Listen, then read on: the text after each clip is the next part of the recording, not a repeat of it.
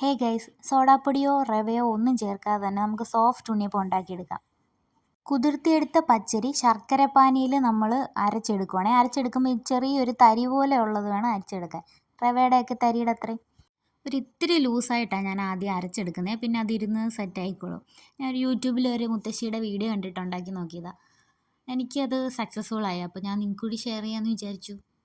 ഈ ബാറ്റർ നമ്മൾ ഒരു മിനിമം 6 എങ്കിലും റെസ്റ്റ് ചെയ്യാൻ വെക്കണം കേട്ടോ. ഞാനിതൊരു 8 അവേഴ്സ് വെച്ചായിരുന്നു. ഇനി റെസ്റ്റിംഗ് ടൈം കഴിഞ്ഞിട്ടുള്ള കാര്യം കേട്ടോ പറയുന്നത്. നമുക്ക് അന്നേരം മതി ബാക്കിയുള്ള ഇൻഗ്രീഡിയൻസ്. ഏലക്ക, ചുക്ക്, ജീരകം ഇതിൻ്റെ എല്ലാം പൊടി നമ്മൾ പാളന്തോടൻ പഴത്തിൻ്റെ കൂടെയാണ് കേട്ടോ മിക്സ് ചെയ്തെടുക്കേണ്ടത്. എനിക്ക് പാളന്തോടൻ കിട്ടാത്തതുകൊണ്ട് ഞാൻ ഞാലിപ്പൂവിന് എടുത്തതേ ഉള്ളൂ. പാളന്തോടൻ ഇടുമ്പോഴാണ് കറക്റ്റ് കുറച്ചുകൂടി ടേസ്റ്റ് കിട്ടുന്നത്.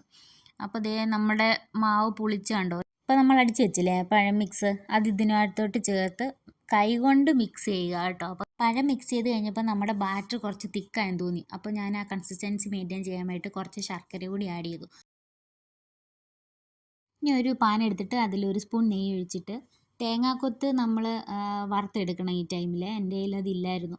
അപ്പോൾ ഞാൻ കുറച്ച് എള്ളിട്ട് ഒന്ന് താളിച്ചെടുത്തു.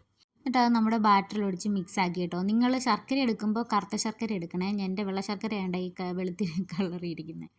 ഇനി നമ്മൾ ചുട്ടെടുക്കുക എന്നുള്ളതേ ഉള്ളൂ. തീ ലോ ടു മീഡിയമിൽ വെച്ചാൽ മതി കേട്ടോ. എന്തായാലും ഇങ്ങനെ ട്രൈ ചെയ്യാത്തവരൊന്ന് ട്രൈ ചെയ്ത് നോക്കണം കേട്ടോ. ഞാൻ നേരത്തെ പറഞ്ഞ പോലെ പാളന്തോടൻ പഴം തന്നെ എടുക്കാൻ നോക്കണേ. ഞാലിപ്പൂവിനും ടേസ്റ്റ് ഉണ്ട്, പക്ഷേ പാളന്തോടനാകുമ്പോൾ ചെറിയൊരു പുളിപ്പുണ്ടല്ലോ, അപ്പം കുറച്ചുകൂടി നല്ല ടേസ്റ്റ് വരും. അപ്പോൾ ഇന്നത്തെ വീഡിയോ ഇത്രയേ ഉള്ളൂ. എല്ലാവർക്കും ഇഷ്ടപ്പെട്ടെങ്കിൽ do like, share and subscribe to my channel. അപ്പോൾ അടുത്ത വീഡിയോ ആയിട്ട് ഉടനെ വരാം. അതുവരെ ബൈ.